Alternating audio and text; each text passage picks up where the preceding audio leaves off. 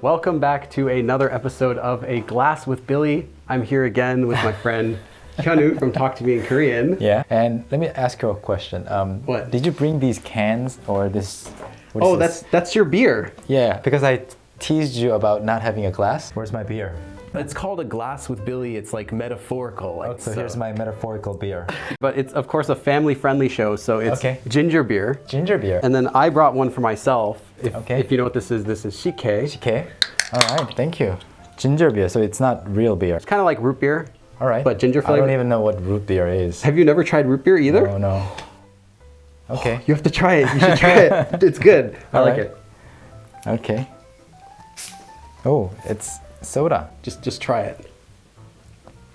It's good. So yes, we're going to be talking about how you can raise your kid to be bilingual.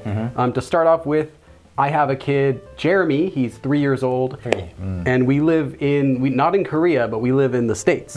And although we were really worried about him at first, if he'd be able to learn Korean outside of Korea, we met with his preschool teacher just the other day and asked her about that, and she says that his Korean is just the same as any other kid for his age. So that's going pretty well. And then I also know that Hyunwoo, you have 2 kids. Yes, and my first son, my older son, is 5 years old this month, and the other one is turning 2 this September. So Okay. he's nowhere near speaking. So that's it. But the older kid, he's doing well. What actually gave me the idea for this video was I watched one of your older videos where you were teaching English to your kid. It kind of inspired me in a way to realize that, okay, I can maybe do this with my kid too. Yeah. His kid's also living in That's Korea. right. So Jeremy and June are in similar environments. It should be harder for Jeremy to learn Korean. Well, because he's Than not English. Right, Yeah, because yeah. he's not in Korea. Okay. But then you were able to do it with your kid. So Yeah. that kind of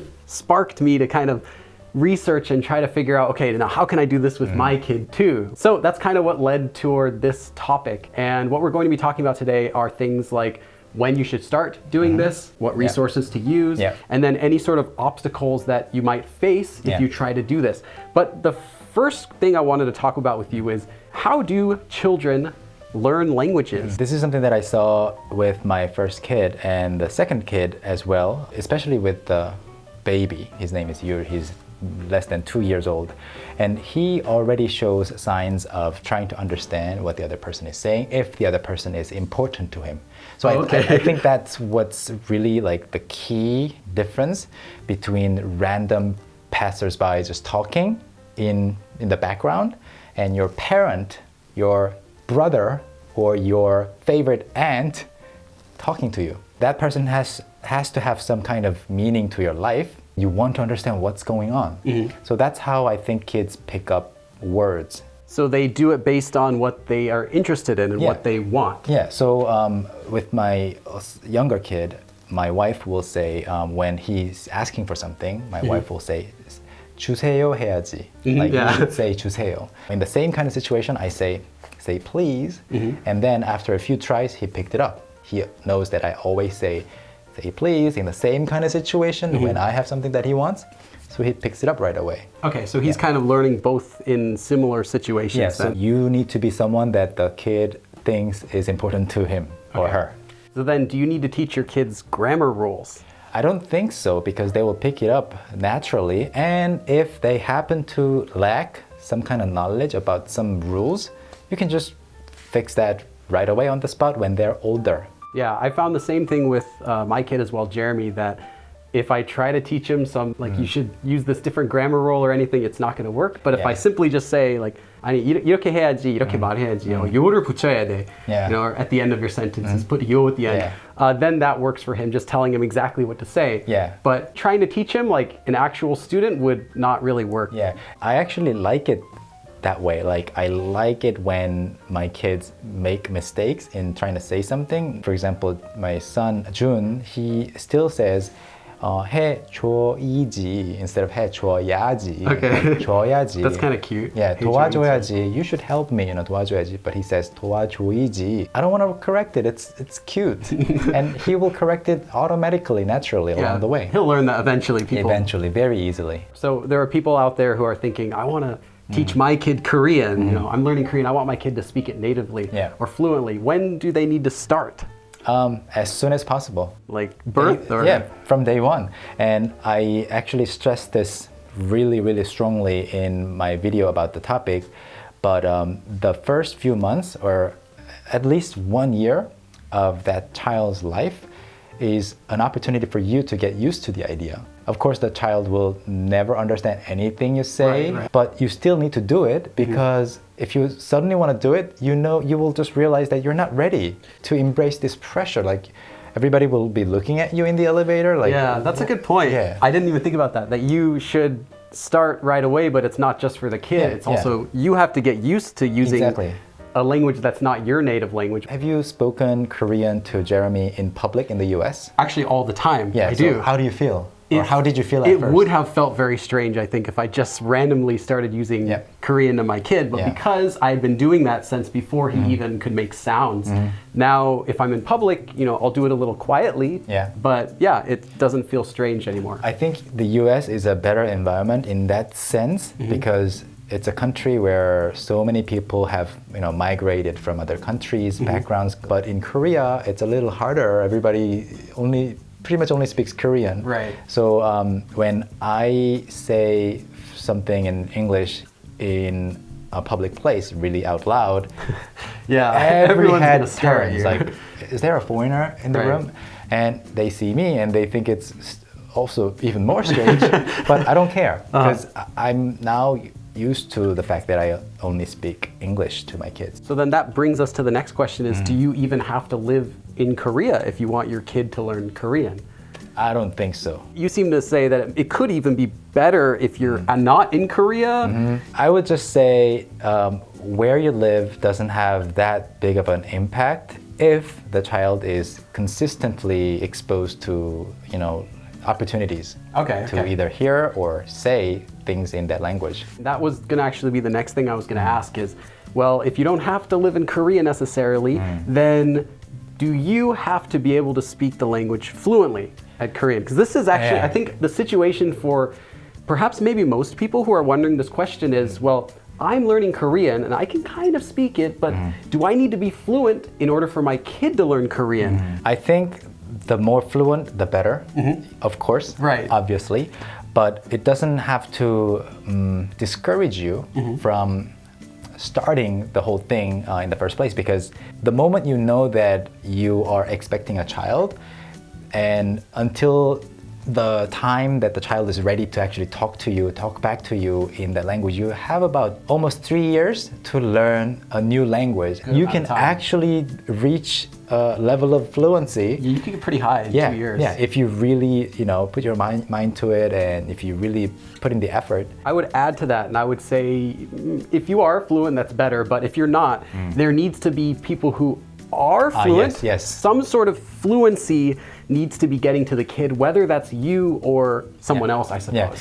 Yeah. Until the child is like 2.5 years old or something, even if you're not fluent, even if there are only 100 sentences, set phrases, not flexible, just set phrases that you can use, the child will still pick up those 100 phrases that you always use. Sit down, stand up, get up, They will register all those phrases, only they will not be getting the variations, but nothing more than that. So then that brings us to the next thing then.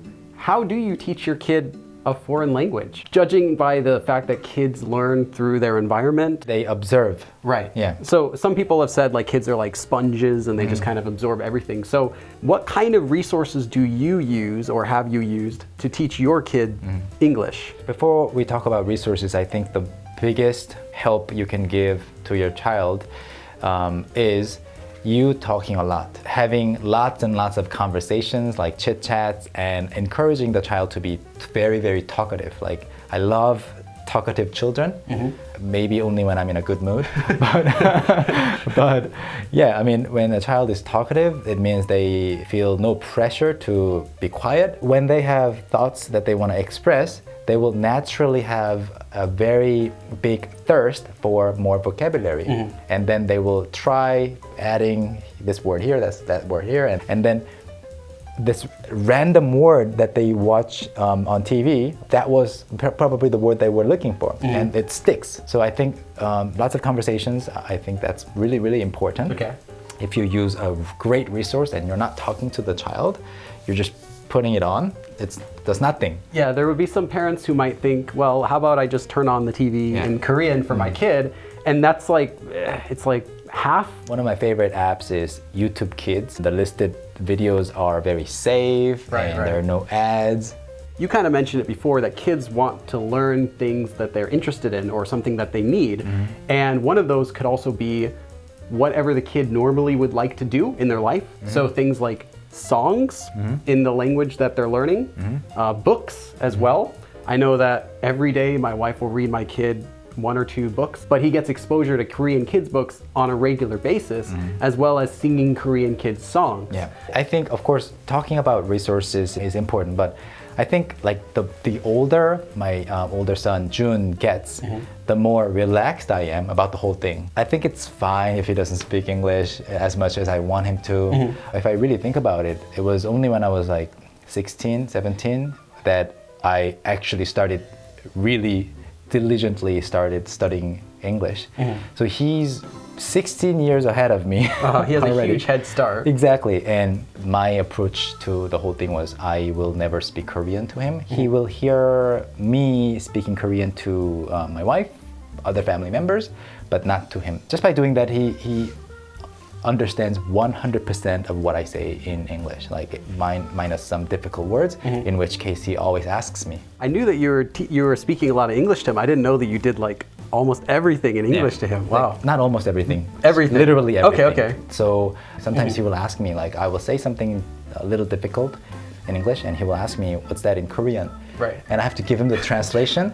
Just by doing that, I feel awkward. You know that feeling when you speak to a friend of yours that you spoke to in one language and then you switch language, you feel awkward. Yeah, you're not used to that. Yeah, so I get that feeling. And recently we went to Florida to visit our friends, and then our friends' nephews and nieces came over to play, and he immediately registered the fact that they don't speak Korean. So he immediately switched to English and started speaking a lot of English. So we were watching that and okay, we've been doing a good job. Yeah. And you mentioned earlier that there has to be more people around the kid. For the longest time, I was the only source of English, like I guess input for him. But now he has many other people around him. Like we have this small community of people that we get to see quite often. So I would say there are like 5 or 6 families where all the kids are being raised bilingually. Most of them, Korean is their stronger language, but everybody's pretty laid back and they're like, speaking to them in 2 languages. It's great. Then I guess for other people who might be really busy, maybe their Korean's a little bit less than fluent, they can't do it all day. Is there an amount of time that someone could spend daily with their kid speaking in that language to help them get fluent? So before my child was born, I did a lot of reading on the topic, and I think many experts were saying that the child should at least do 20% of their communication, like daily communication, in the target language. That was actually less than what I had thought. Right. But then I made sure that it was more than 20% that he got to hear me speak English, so that it wasn't like my wife talking to him like for 10 hours a day. Right, and then me you get speaking, like 30 minutes. Although I didn't really try to keep my wife quiet either. Excuse me. Don't speak the whole day. I think if you are busy, like for whatever reason, if your circumstances don't allow for you to do that, maybe invite someone, hire someone. If it costs, say, just as an example, $100 per session for somebody to come to your house and play with your kid, you don't have to do it every day. Right. I mean, you can't afford to do it every day. Yeah. That's fine. I mean, you can just do it maybe twice a month, and then it'll be enough stimulation for the child. Like, it's something to look forward to. And then because that stimulation is there, maybe the child will read more Korean books. That's a good point. I know one of my friends, her cousin learned Korean as a child, but none of their parents were Korean. It was just the kid's grandma occasionally visited their house and would only use Korean to the kids. So this maybe was once a week at most. So if that interaction is intense, stimulating, fun, they will remember things better. We had this conversation with someone recently. She's an education expert, and she says, if you play on the piano keyboard with your kid at home, that's playtime. Right. But if you send your kid to a piano school, that's different. So she was stressing that we should try to, I mean, even if we're not soccer experts, swimming, expert coaches, by doing these activities together, the child learns better. So language is the same. If you can do it yourself as a parent, I think that's better than any other situation. Then the only other thing I would want to ask your opinion on is what sort of obstacles might you face when trying to teach your kid? Like for example, for me, I think with our kid, it's just trying to make sure he's using the correct politeness levels because he'll learn from his kids' shows that friends call each other no sometimes, but we are really adamant that he never says no to his like grandmother or something like that. I mean, those little things like grammatical errors should be avoided, if possible. Like sometimes my son would say, "Yes, sir," to a female. To anyone could be kind of funny. So those things are fun mistakes. But I think the biggest obstacle, at least in Korea, is other people. Other people saying all these random things that they don't know what they're talking about. Like, oh, you shouldn't confuse the child, or they will have delayed development in their mother tongue. I've heard that, right? I've heard that a bunch. But if you hear my son talk, he speaks Korean much better than his peers. And on top of that, he speaks English. How can you look at him and think, oh, he's confused? It's just nonsense. I've read about that actually. It's a very common myth that they say kids who learn multiple languages will not be as developed in those languages. Yeah. But actually that's not true. And sometimes it's the opposite. Yeah, I believe so. Where the kids learning multiple languages, even 2 or 3, then makes them better in their native languages as well. Exactly. That's what I've witnessed. So don't worry about it. And other people saying anything about what you should do with your bilingual parenting, they don't know what they're talking about. Right. Like most of the time. Right. So. And these are just tips, suggestions. Yeah. So have you guys tried doing this before? Do you have any kids that you are currently teaching to speak Korean, or any kids who are already bilingual? Yeah. Please let me know in the comments. Yeah.